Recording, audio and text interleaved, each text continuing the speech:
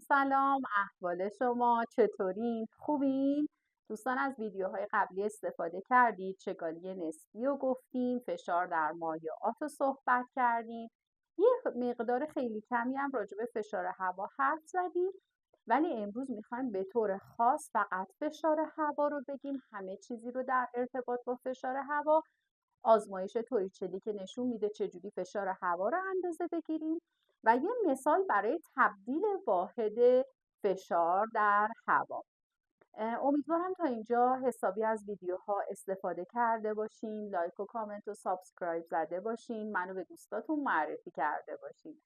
ممنون از شماها. امیدوارم برای درس امروزم آماده باشید. خوب حواسا رو جمع کنیم. میخوایم راجع به فشار هوا صحبت کنیم. بچه‌ها اگر بهتون در مورد فشار هوا گفتن، حواستون باشه که هوا مثل تمام مولکول‌های دیگه دارای جرم و در نهایت دارای وزنه. چون مولکول‌های هوا همه جا در اطراف ما حضور دارن، این نشون دهنده اینه که پس چون جرم دارن و وزن دارن میتونن به ما فشار وارد کنن. این فشار هوا بچه خیلی نقش مهمی رو تو زندگی ما ایفا میکنه. شاید ما خیلی در موردش به خاطر اینکه نمیبینیم، احساسش نمیکنیم، در موردش اطلاعات نداشته باشیم، ولی بدونیم یکی از عوامل بسیار مهمه که تو زندگی ما نقش مهمی رو ایفا میکنه. من یه مثال خیلی ساده براتون بزنم. فرض کنید شما برین در فضا به دلیل اینکه خلأ مولکول هوایی هم وجود نداره. اگر لباس فضانوردی تن شما نباشه، ممکنه به دلیل اینکه فشار داخل بدن شما از فشار خارج خیلی بیشتر میشه، بدنتون متلاشی بشه. پس یه دلیل پوشیدن لباس مخصوص فضانوردی اینه. اینو گفتم برای اینکه بدونین چقدر فشار هوا نقش مهمی رو ایفا میکنه. یا مثلا بچه‌ها تو خیلی جاهایی توی مسائل روزمره زندگی ما فشار هوا میتونه به کمک ما بیاد، خیلی کارا رو برای ما آسون‌تر بکنه.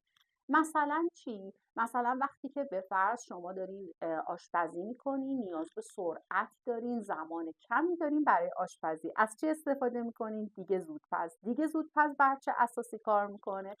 فشار هوا. میدونید که بچه‌ها در دیگ زودپز به دلیل سنگین بودن دربش، واشری که دور این درب زودپز وجود داره اجازه نمیده هوای داخل ظرف به بیرون نفوذ کنه. یه سوپاپ فقط وجود داره که اگر اون نباشه خیلی کار خطرناک میشه. این باعث میشه بچه‌ها فشار هوا خیلی زیاد بشه، این سنگینی و اون واشر، و اجازه نده هوا به بیرون بره و در نتیجه فشار هوا خیلی که زیاد شد نمیذاره همه گرمایی که شما زیر قابلمه دارین بهش وارد میکنین صرف جوشیدن اون ماده بشه. پس چی کار میکنه؟ گرما رو تبدیل در واقع به مواد غذایی میده که اون مواد غذایی سریعتر بپزن، به جای اینکه هی بجوشن زودتر همه گرما باعث پختن اون ماده بشه.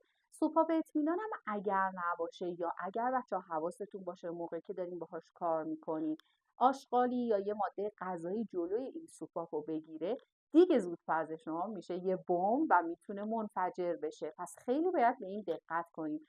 هوای خارج و هوای داخل دیگ باید متعادل باشه. اگر از یه حد معینی بیشتر بشه میتونه خطرناک باشه. یا حتی اگه بخوام مثال جالب دیگه‌ای بگم، اینه که بچه‌ها توی هواپیما هم فشار داخل هواپیما از فشار خارج نباید خیلی بیشتر باشه. این باعث میشه که یه تیکه از بدنه هواپیما حتی از اون چی بشه؟ جدا بشه. پس فشار هوا نقش خیلی مهمی رو تو زندگی ما ایفا میکنه. فشار هوا رو با P0 نشون میدیم. واحد اصلیش پاسکاله، اما چه واحدهای دیگه‌ای داره؟ سانتیمتر جیوه و اتمسفر یا جو. بچه‌ها در سطح آزاد دریا فشار هوا به طور معمول 76 سانتیمتر جیوه، 10⁵ پاسکال یا 1 اتمسفره. اینا همه نشون دهنده فشاریه که معمولا تو مسئله ها به شما میدن، میگن در حالت نرمال فشار این باشه. اما چجوری این فشار رو میشه اندازه گرفت؟ یه آزمایش داریم به نام آزمایش توریچلی. یه دانشمندی بوده که این آزمایش رو برای اولین بار انجام داده. به افتخار اونم اسم آزمایش رو گذاشتن آزمایش توریچلی. یه لوله مویین، یعنی یه لوله بسیار نازک به اندازه 1 متر رو انتخاب میکنید. داخلش رو پر از جیوه میکنین. انگشت شستتون رو روی سرش میذارین که جیوه خارج نشه یا هوا داخل نشه و اینو به طور وارونه توی ظرفی که توی اون ظرف هم بچه‌ها جیوه ریختین برمیگردونید. پس انتظار داریم که چون حالا لوله به طور وارونه داخل ظرف قرار گرفته کل جیوهش چی بشه؟ تخلیه بشه. اما میدونین از یه حد معینی بچه‌ها میبینید که جیوه تا یه حدی تخلیه میشه، بعد از اون دیگه ثابت میمونه. انتظار ما برآورده نشد. ما فکر کنیم الان کل جیوه باید تخلیه بشه، ولی تا یه حدی خالی میشه بعد دیگه ثابت میمونه. دلیلش چیه؟ دلیلش فشار هواست. فشار هوای اون محل اجازه تخلیه شدن به این جیوه رو نمیده. ارتفاع جیوه دقیقا متناسب با فشار هوای اون محلیه که ما داریم این آزمایش رو توش انجام میدیم. هر چقدر فشار هوا تو اون محل زیاد باشه این ارتفاع هم عدد بزرگتری رو نشون میده و برعکس هرچی فشار هوا کم باشه این ارتفاع هم عدد کمتری رو نشون میده. حالا من این ارتفاع رو بچه‌ها با متر یا خطکش بر حسب سانتی متر اندازه میگیرم. هر چی شد، مثلا اگر شد 76 میگم اینجا توی این محل آزمایش من فشار هوا 76 سانتی متر جیوه است. سانتی مترش خب برای اینکه با خطکش اندازه گرفتیم بر حسب سانتی متر اندازه گرفتیم. جیوه هم به خاطر اینه که داخل لوله آزمایش و همینطور داخل ظرفتون چی بود؟ جیوه بود. این سانتی متر HG که میبینیم HG بچه در واقع علامت اختصاری جیوه است تو جدول مندلیات. حالا فرض کنید که شما اومدید عدد 76 سانتی متر جیوه رو اندازه گیری کردید. یکی میگه من نمیفهمم الان اینو میخوام تو فرمول قرار بدم چجوری باید اینو استفاده کنم. یعنی بچه‌ها اگر شما عدد فشار سانتی متر جیوه رو داشتین حتما باید اول ببریدش به پاسکال بعد تو فرمول جاگذاری کنید. پس یه نکته مهم الان برای ما این تبدیل واحد است. میخوام یه راهی بهتون بگم که خیلی براتون کار آسون باشه برای تبدیل واحد سانتی متر جیوه به پاسکال.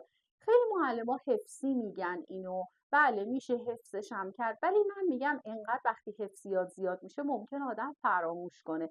راه اصلی رو بدونیم، اگر یه زمانی فراموش کردیم از راه اصلی بریم. یا یه وقتی اصلا خودش یه سوال میتونه باشه که به شما بگه بیا فشار رو از سانتی متر جیوه ببر به پاسکال یا در نهایت مثلا به کیلو پاسکال هم ببرش. خب برای این کار ما بچه‌ها از فرمول فشار در مایعات استفاده میکنیم. ویدیوی قبلی رو اگه دیده باشین راجع به فشار در مایعات میگفت پی مساوی هستش با رو، یعنی چگالی ضرب در شتاب جاذبه ضرب در ارتفاع. برای این تبدیل واحد بچه‌ها این پی که شما قراره پیدا کنید حتما واحدش میشه پاسکال. چگالی رو حتما از جدول کمیت، جدول چگالیا در واقع بر حسب کیلوگرم بر متر مکعب پیدا میکنید. همیشه بچه‌ها چگالی جیوه رو باید بذارید که عدد 13600 رو داره. چگالی جیوه این عدده. همیشه چگالی جیوه رو میذاریم. چرا؟ میتونی اینجا از من اینو بپرسین چرا چگالی جیوه؟ چرا چگالی آب نه یا ماده دیگه نه؟ میگم خب مگه شما توی این آزمایش توریچلی نیومدین جیوه ریختین داخل ظرفتون و داخل لوله مویی، پس اینجا باید داریم میگین سانتی متر جیوه یعنی جیوه است، پس باید چگالی جیوه رو قرار بدیم. شتاب جاذبه هم که همیشه حدودی تقریبا 10 میگیریم میمونه ارتفاع. ارتفاع ما بچه‌ها همون عدد سانتی متر جیوه مونه. هر عددی بر حسب سانتی متر جیوه گفت شما اینجا میذارید، ولی یادتون نره که باید تبدیل واحدش کنیم. یعنی سانتی متر رو بچه‌ها میبریم به متر، عددمون رو تقسیم بر 100 میکنیم. دیگه بعدش میمونه ضرب و تقسیم که شما انجام میدین. اگه خواست کیلو پاسکال هم ببرین میبرین. ممکنه به جای سانتی متر جیوه بچه‌ها تو مسئله به شما میلی متر جیوه بده. مثلا الان همین مثالی که اینجاست رو بیایم بر حسب میلیمتر جیوه حلش کنیم. یه مثال براتون نوشتم. چی میگه این مثال؟ میگه 75 میلیمتر جیوه رو بیا ببرش به کیلو پاسکال تبدیلش کن. من یه ذره براتون واضح ترش کنم. پس میخوام عدد 75 میلیمتر جیوه رو ببرم به چی بچه ها؟ کیلو پاسکال. همین فرموله بچه ها، همین چیزی که الان براتون من اینجا توضیح دادم. یعنی از فرمول فشار در مایعات استفاده میکنیم. یعنی پی مساویه با روژ هاش. توی این فرمول پی رو ندارم، گفتم این بر حسب پاسکاله که میخوامش. چگالی همیشه چگالی جیوه است. شتاب جاذبه همیشه تقریبا 10 میگیریم. ارتفاع عدد ما بر حسب میلیمتر یا سانتیمتر جیوه است. اگر سانتیمتر بود گفتیم تقسیم بر 100. اینجا چون میلیمتر بچه ها تقسیم بر 1000. میدونید هر متر معادل 1000 میلیمتره.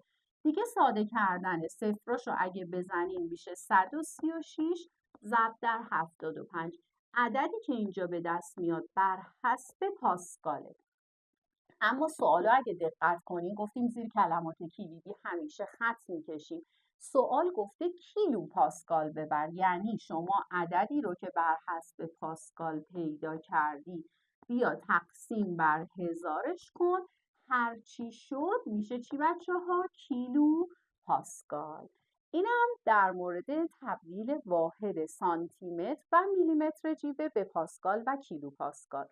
امیدوارم تا اینجا خوب درس رو یاد گرفته باشید. بچه ها حتما تمرین هایی که من اینجا براتون حل میکنم، حالا ما تو فرصت 10 دقیقه یه ربع انقدر زمان نداریم که خیلی بتونیم تعداد زیادی حل کنیم.